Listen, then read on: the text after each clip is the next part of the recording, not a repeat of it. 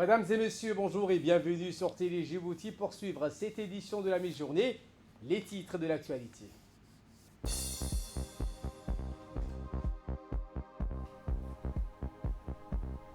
Le président de la République, Ismaël Marguerite, a reçu ce matin les lettres de créance de 3 nouveaux ambassadeurs accrédités à Djibouti. Également dans l'actualité de ce 15 heures, près de 4,11 millions de cas selon le Centre africain de contrôle et de prévention des maladies du Covid-19. Voilà pour le titre. Merci si vous nous rejoignez sur Télé Djibouti.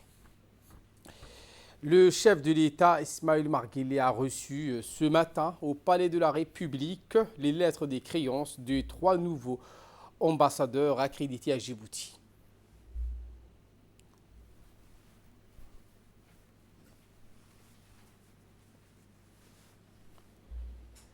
Il s'agit entre autres de Pamela Ohan, ambassadrice de la Grande-Bretagne.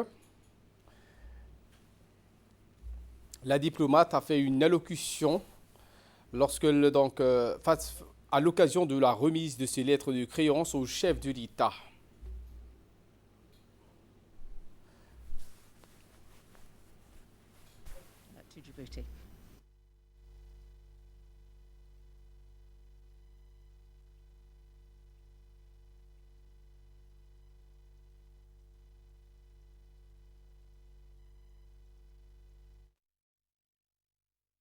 De la République, Ismaël Marguerite a reçu les lettres de créance du nouveau ambassadeur, M. Jens Henrik de Suède.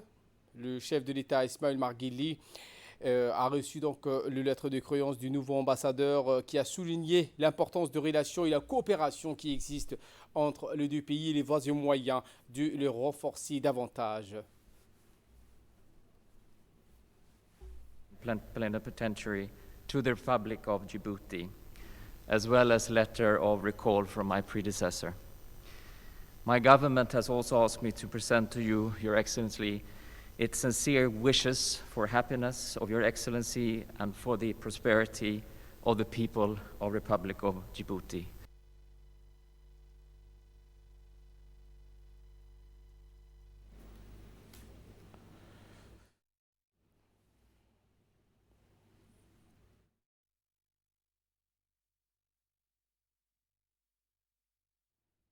Le chef de la diplomatie djiboutienne, Mahmoud Ali Youssouf, et la conseillère diplomatique du président de la République, Mme Fathia Jamaoudine, ont assisté donc aux différentes cérémonies de remise de lettres de créance. Ensuite, le président Guilly a reçu les lettres de créance du nouveau ambassadeur de l'Espagne à Djibouti, M.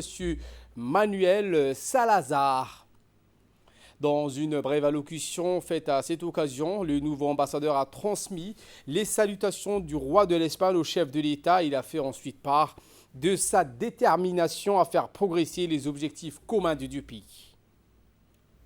Auprès de la République de Djibouti et celles de rappel de mon prédécesseur, permettez-moi, Monsieur le Président, de vous transmettre les salutations les plus chaleureuses de Sa Majesté le roi d'Espagne, Don Felipe VI, ainsi que celle du président du gouvernement, M. Pedro Sánchez.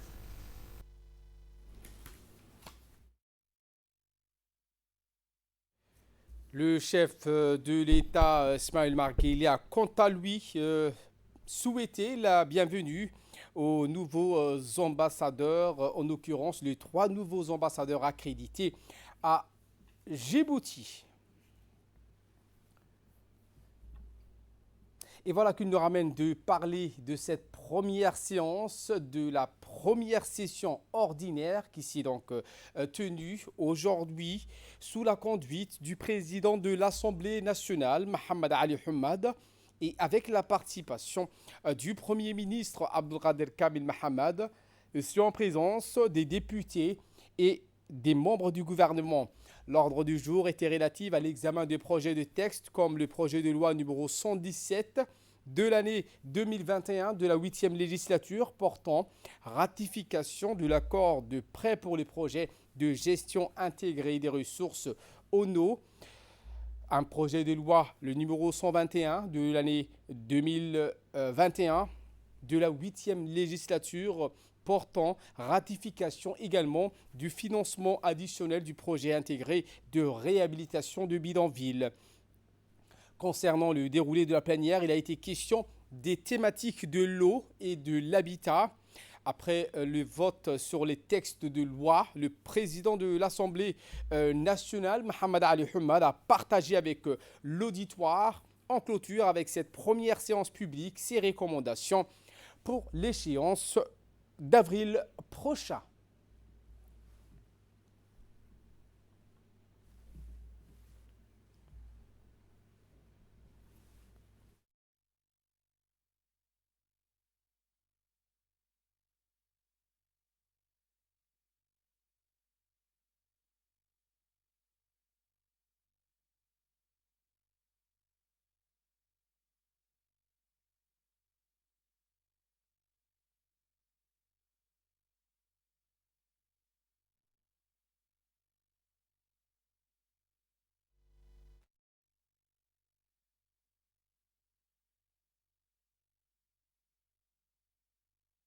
Nous reviendrons en plus amples explications sur cette première session ordinaire dans nos prochaines éditions. Également dans l'actualité de ce 15h, le ministre de la Santé, Mohamed Warsama Djillié, et le ministre de la Femme et de la Famille, Mme Moumina Hamad Hassan, ont procédé tous deux à l'inauguration d'un nouveau service de mammographie au centre de référence en santé de reproduction Husseina. La cérémonie d'inauguration de ce nouveau service de mammographie s'est déroulée en présence de la chargée du bureau du FUNIAP à Djibouti, Aïcha Ibrahim, le secrétaire général du ministère de la Santé, Dr Salah Banoy Tatourab, ainsi que de hauts cadres du département de la Santé.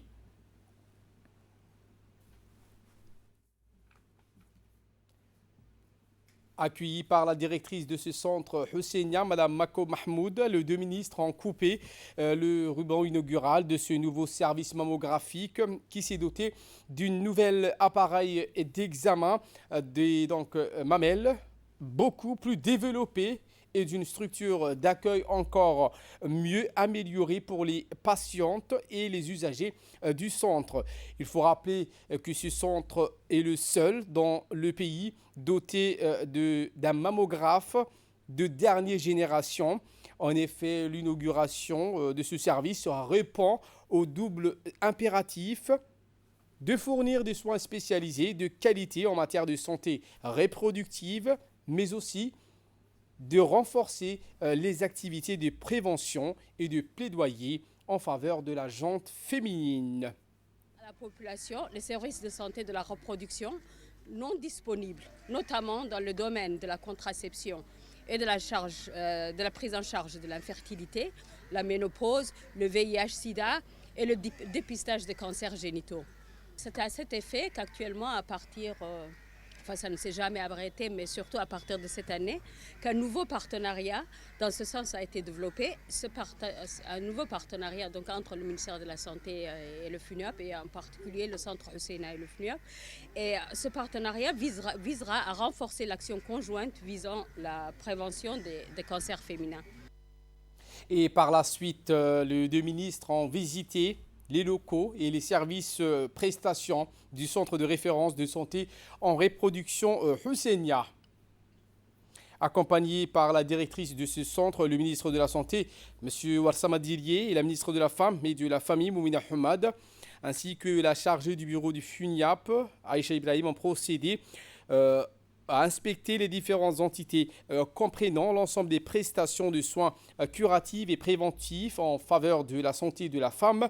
Les membres du gouvernement ont félicité le personnel du centre en les appelant à préserver davantage dans leurs tâches respectives et dans leurs rôles cruciaux de promotion de santé reproductive qui représente donc pour eux une activité importante pour le développement de notre société. Le ministre de la Santé, Mohamed Warsama Djillié, a déclaré que ce tout nouveau mammographe a été financé sur le budget national. Il a indiqué que cette nouvelle structure renforce davantage de la qualité des plateaux techniques du centre. Voici ses propos. C'est un réel plaisir de présider ce matin la cérémonie d'inauguration du nouveau mammographe du Centre national de référence en santé de la reproduction Husseina. Ce centre, créé il y a 12 ans, sous l'impulsion du président de la République, chef du gouvernement, son Excellence, M. Ismaël Omar Guelleh, témoigne véritablement de la place de choix accordée à la santé maternelle dans notre pays. Il constitue une structure d'orientation, d'information et de traitement dédiée aux femmes en particulier. Un personnel qualifié, entièrement dévoué et à la disposition de toute femme désireuse d'avoir accès aux différentes prestations de santé liées à la santé de la reproduction. Mesdames et messieurs, la lutte contre les maladies non transmissibles et notamment les cancers constitue un pivot important de notre stratégie de santé. Les cancers féminins et en particulier celui du sein peuvent être guéris si le diagnostic est posé de façon précoce. C'est pourquoi nous nous efforçons continuellement de renforcer les capacités de diagnostic du centre Husseina. Après les premiers mammographes octroyés par la première dame présidente de l'INFD, Mme Khadra Mahmoud Haïd, le centre se dote d'un deuxième mammographe de dernière génération qui vient rehausser son plateau technique. De notre côté, nous continuerons les efforts jusqu'à la mise en place prochaine du centre d'oncologie qui nous permettra de prendre en charge et traiter toutes les lésions précancéreuses qui auront été dépistées. Social à présent, dans le cadre de l'amélioration des conditions de vie de la population et plus particulièrement des femmes vulnérables, le ministère de la Femme et de la Famille, en collaboration avec l'UNFD, a procédé donc hier à la distribution des kits des activités génératrices de revenus au sein de l'Union nationale des femmes djiboutiennes. Cette activité est la continuité des efforts déployés par le gouvernement pour soutenir au mieux la gente féminine. Et c'est sur ces images avec le ministère chargé de la décentralisation à Arta, où une réunion de premier cluster décentralisation, un groupe de coordination pour lequel les partenaires au développement ont répondu présents en force. En effet, autour de la table, aux côtés de représentants des institutions nationales, des présidents des conseils régionaux et leurs secrétaires généraux et l'équipe d'expertise France, agence d'exécution du programme d'appui à la décentralisation aux initiatives locales financées par l'UE, se sont retrouvés dans Ka Arta. Le ministre Hamadou Mohamed Aramis a procédé au lancement de cette réunion de ce cluster, groupe de coordination sur des thématiques de décentralisation et de développement local, le premier du genre, ensemble avec le secrétaire général du ministère des Affaires étrangères et de la coopération internationale, M. Mohamed Ali Hassan, qui s'est exprimé en ces termes. Je voudrais vous dire combien nous sommes très honorés et ravis d'avoir été associés par Monsieur le secrétaire d'État à participer à cette réunion du groupe de coordination. Le ministère des Affaires étrangères apporte tout son appui à cette réunion, mais également à toutes les activités que notre gouvernement, à travers le secrétariat d'État, mène dans le cadre de la politique de décentralisation et de concentration. Et nous continuerons toujours, dans le cadre de la politique étrangère et dans le cadre de la politique d'aide au développement que nous menons, à poursuivre la mobilisation des moyens financiers, humains et matériels nécessaires et la mobilisation également des ressources nécessaires pour vous accompagner, Monsieur le ministre, dans la mise en œuvre du programme de décentralisation et de concentration. Vous pouvez compter sur l'appui total du ministère des Affaires étrangères et de la coopération internationale.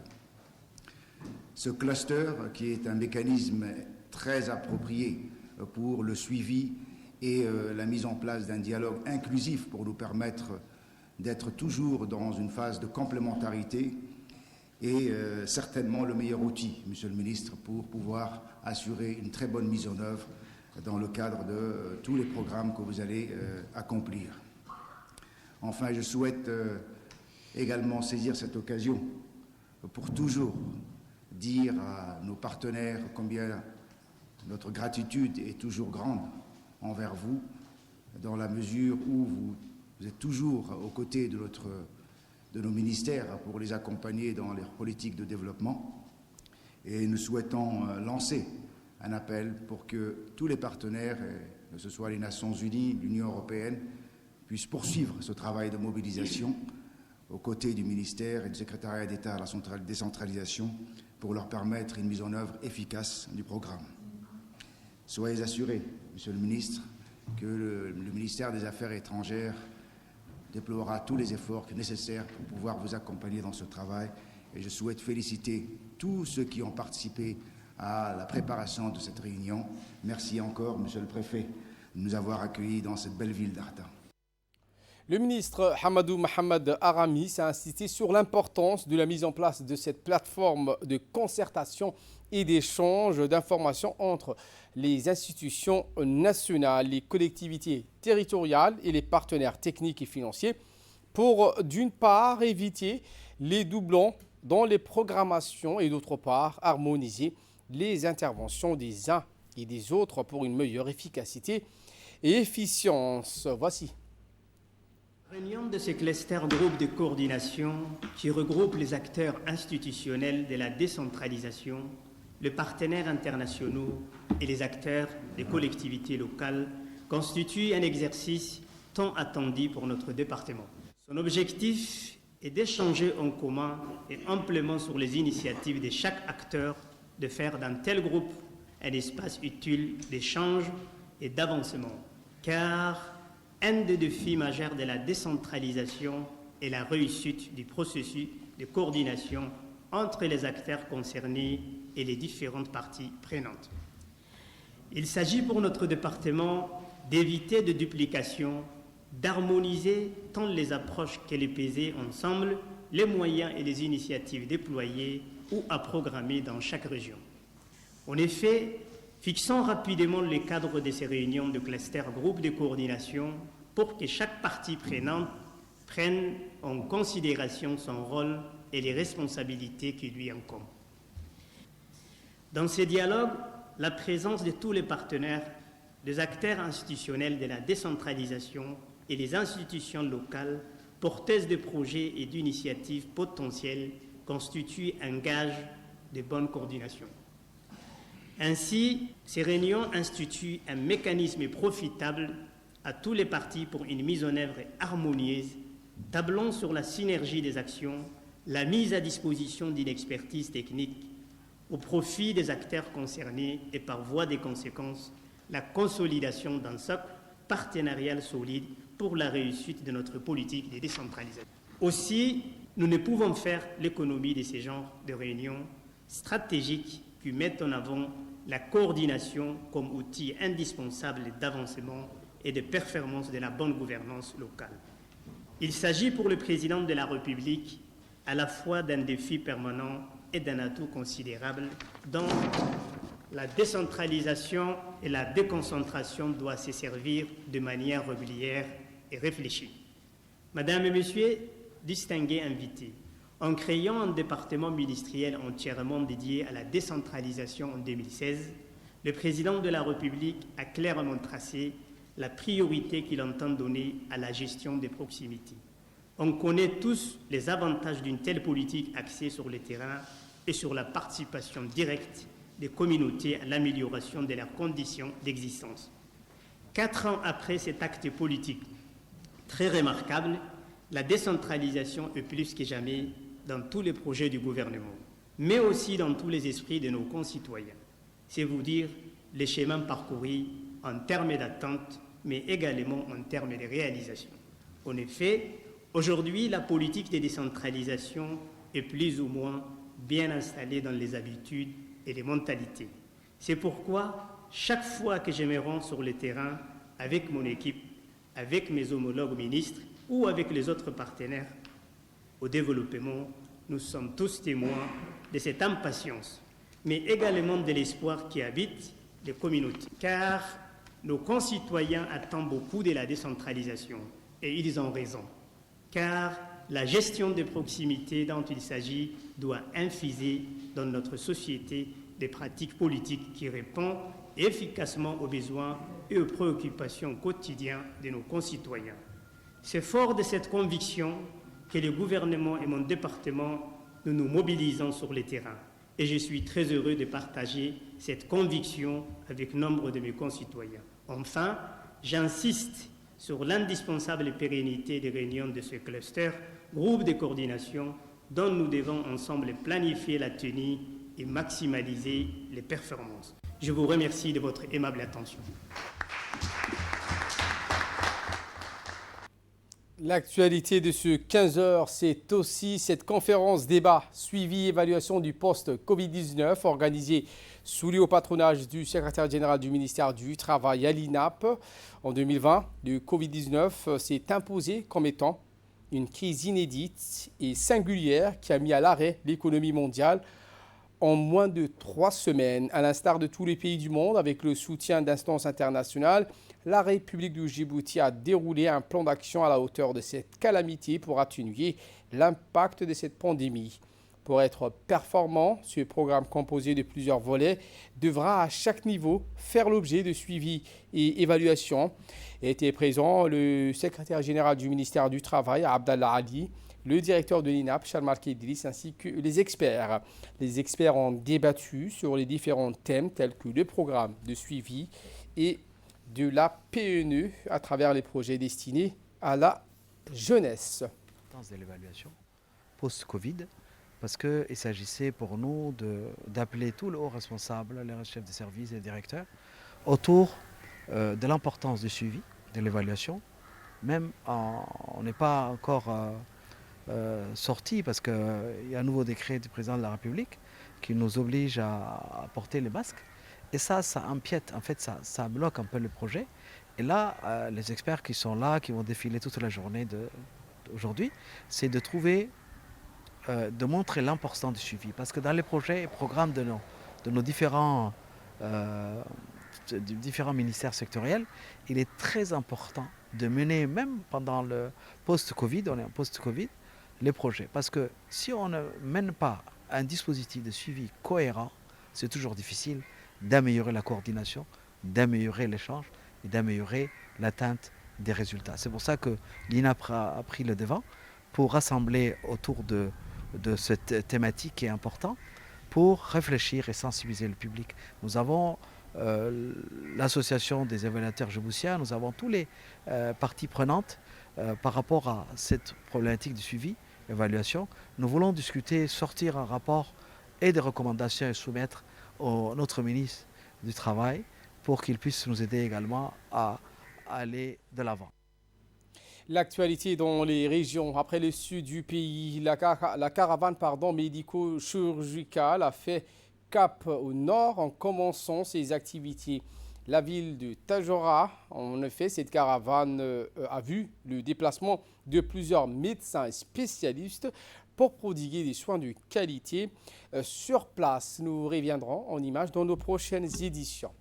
En nouvelles du monde, cette fois, je vous le disais en titre, le Covid-19 en Afrique, près de 4,11 millions de cas selon le CDC d'Afrique. Le nombre total de cas de Covid-19 s'est élevé ce week-end à 4 millions 11 000. C'est ce qu'a annoncé le Centre africain de contrôle de prévention des maladies.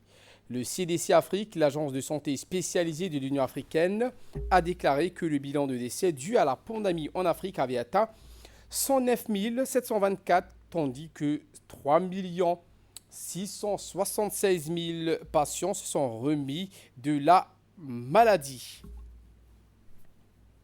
Voilà pour l'essentiel de ce 15h. Merci à vous de nous avoir suivis et très bon suivi des programmes sur Télé Djibouti.